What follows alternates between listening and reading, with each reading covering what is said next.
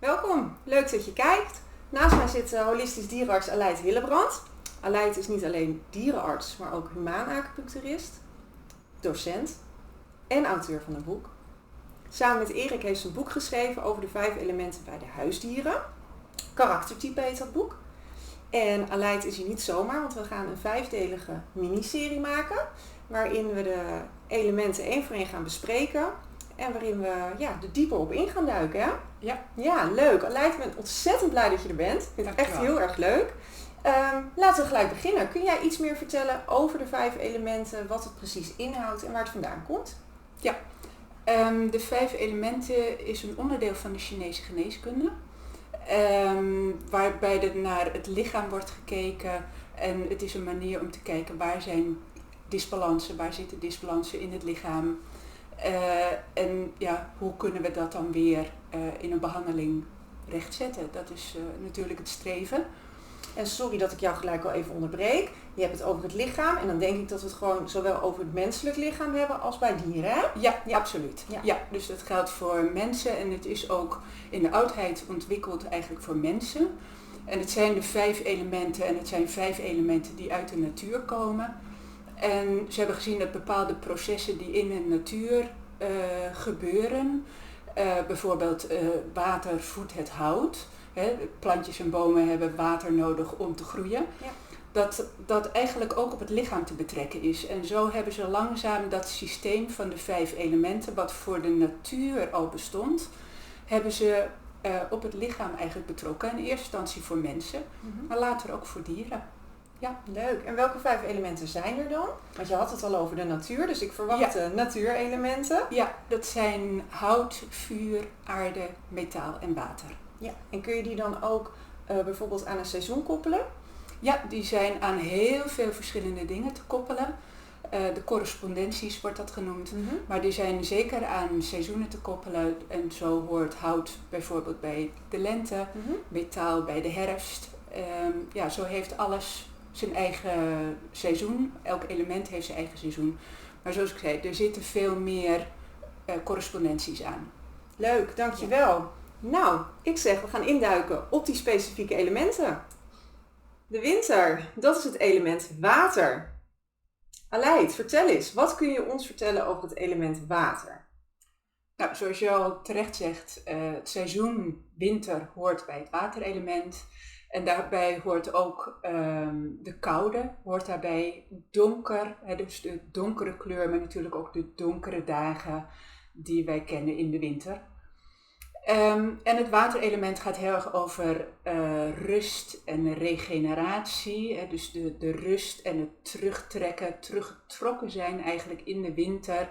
Zeker in vroegere periodes dat er nog geen elektriciteit was. Waar mensen veel binnen waren en zich warm hielden. Maar dat daarin ook met het vele samen zijn met de familie gesproken wordt over de lessen de dingen die mensen hebben meegemaakt, de lessen die geleerd zijn. En om dat aan de volgende generaties door te geven. Dus het gaat heel erg ook over wijsheid, over inzicht, kennis. Ja, en daarnaast horen bij het waterelement de nieren en de blaas.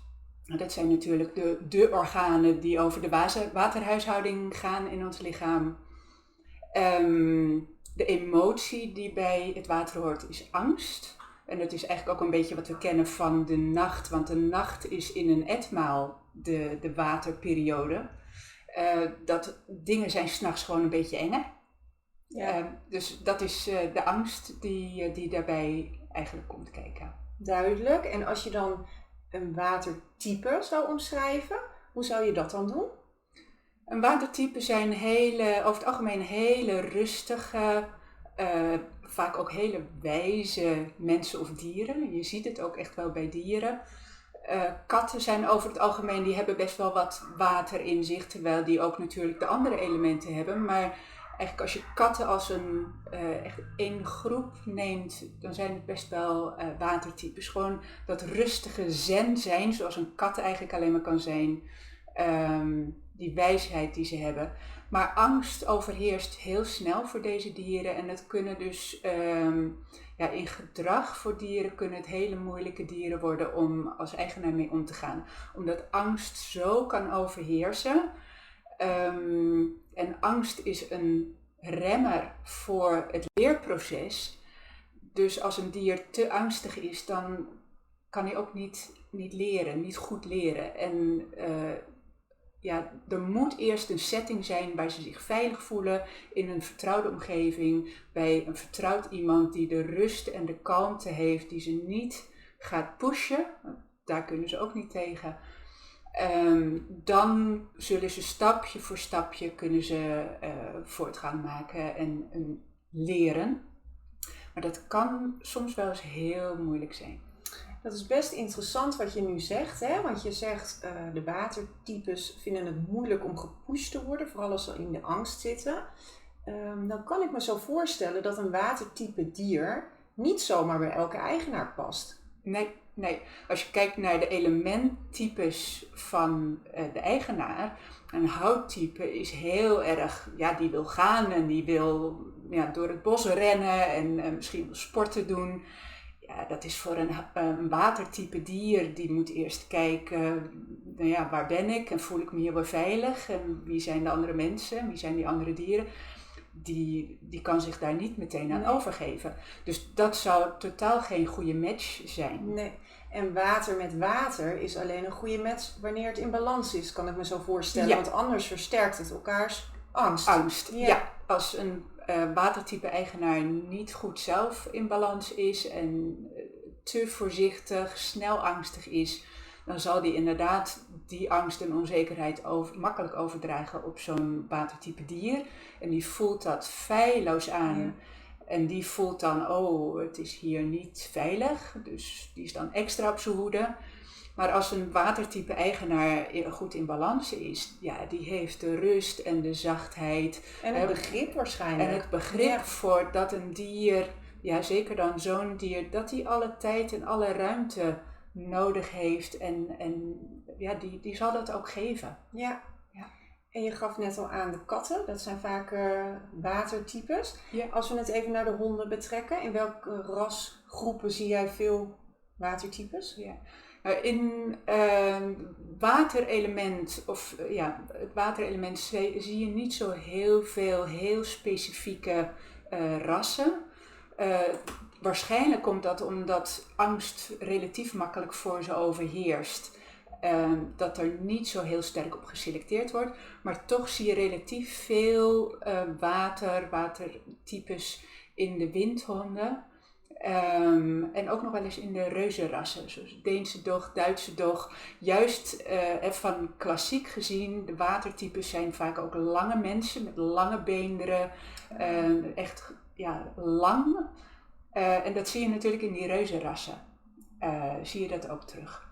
Maar bijvoorbeeld de beweging, dat is dan een van de correspondenties ook. Beweging die bij water hoort is bibberen. Zeker die windhonden, die worden ook wel eens een beetje bibberhondjes genoemd. Als ze iets spannend vinden, meteen staart tussen de poten en bibberen. Ja. En dat hoort heel erg bij het water. Als je nu zit te kijken en je denkt, ik heb een watertype. Wat zijn dan een aantal tips die jij kan geven aan de huisdiereigenaren om je watertype comfortabel te houden, gelukkig en te voorkomen dat ze in die angst schieten? Ja. Het belangrijkste is dat ze zich veilig kunnen voelen. En natuurlijk in de thuissituatie ook met de eigenaar. Dus die rust en die veiligheid is echt heel belangrijk. Een eigen plekje in huis, kan ik me zo voorstellen? Eigen plekje in huis. Ja. Watertypes vinden het heel fijn om ergens onder te liggen. Dat ze een afdakje hebben. Daar voelen ze zich vaak ook veilig. Dus honden of katten, misschien een soort iglo, een mandje waar ze echt helemaal in kunnen kruipen. Daar zullen watertypes vast gebruik van maken. Maar bijvoorbeeld ook ze warm houden. Want koude is iets dat hoort bij het waterelement. En watertypes kunnen het relatief snel koud krijgen.